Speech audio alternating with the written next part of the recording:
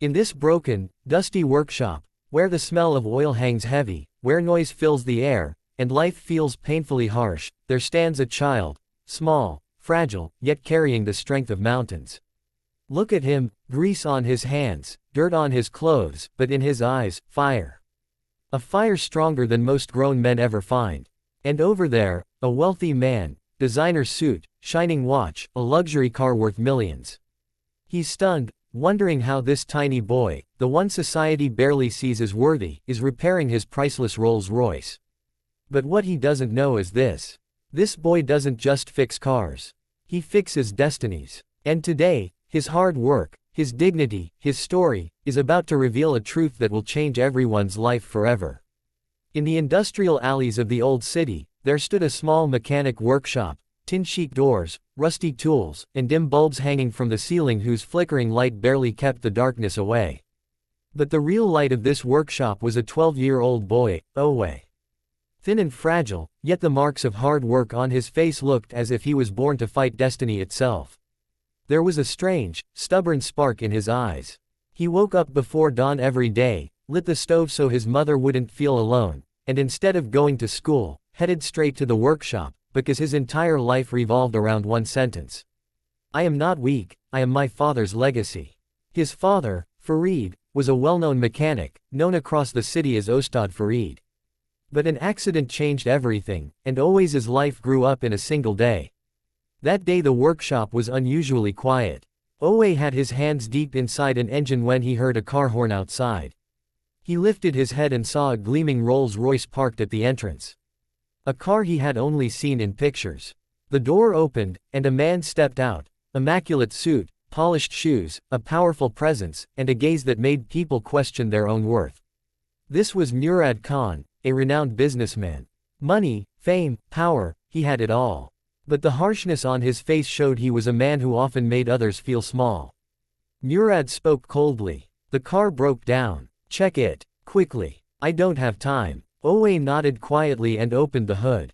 Murad scanned him from head to toe, a child, about to touch his multi-million-dollar car.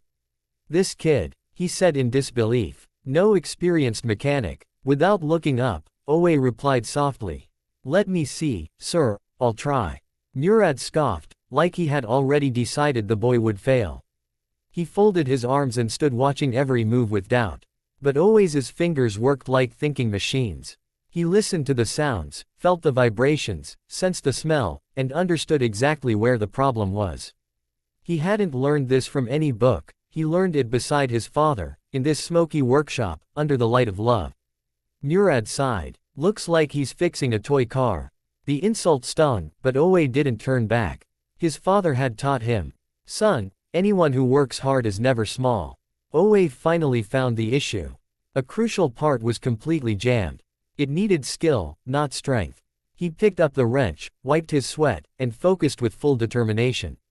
Murad watched him closely. For the first time, doubt faded and curiosity began to grow. What's your name? Murad asked. Without stopping, Owe replied. Owe Farid. A sudden shock flashed across Murad's face. Farid. Ustad Farid. He asked immediately. Owe froze. Yes sir, he was my father. Murad's eyes widened. He fell silent, as if an old door in his memory had swung open. Your father once saved my life, Murad said, voice trembling.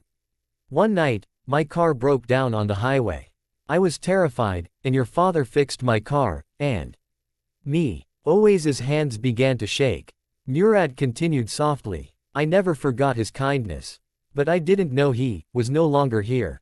Owe lowered his gaze. Murad exhaled deeply, as if a heavy weight pressed on his heart. And you, he paused, you're his son.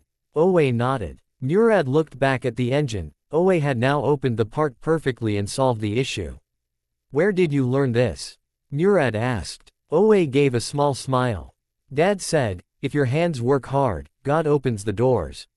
Something inside Murad cracked, something rebuilt, something awakened. For the first time, he wasn't looking at the child with pity or irritation, but with respect. Owe, don't you go to school? There's no time, sir. My mother is sick, and expenses are high. Murad felt a painful sting in his chest. A child holding his father's legacy in his tiny hands, fighting life alone. And he himself, a successful man, but with an empty heart. Owe, Murad's voice softened. Today you didn't just fix my car, you reminded me that humanity is worth more than wealth. Shock flickered across Owe's face. Murad pulled out his wallet, but stopped instantly. No, I won't give you money. You don't sell your work for sympathy. You deserve opportunity, not pity. Owe's heart raced. Murad said, from today, you're entering my company's technical training program. School, training, everything is my responsibility. And your mother will get the best treatment.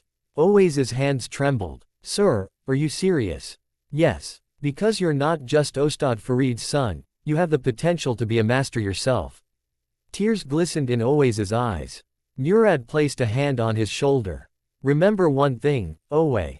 Being poor isn't wrong, giving up is wrong, and you never gave up. That's why your life changes today. Owe looked up at the sky, as if somewhere his father was smiling. Murad got into his car but paused, rolled down the window, and said, and one more thing, this workshop won't remain yours alone. I'm rebuilding it. A big board will hang above it. With the name, Farid and Sons, Legacy of Trust. Owe felt his feet lift off the ground. His world had changed in an instant. A gentle breeze passed through the workshop. The old windows rattled softly. As if time itself whispered. Sometimes, it isn't a Rolls-Royce that repairs a broken heart, it's a hard-working child. And after that day, Owe's life was no longer just a story of struggle. It became a story of hope.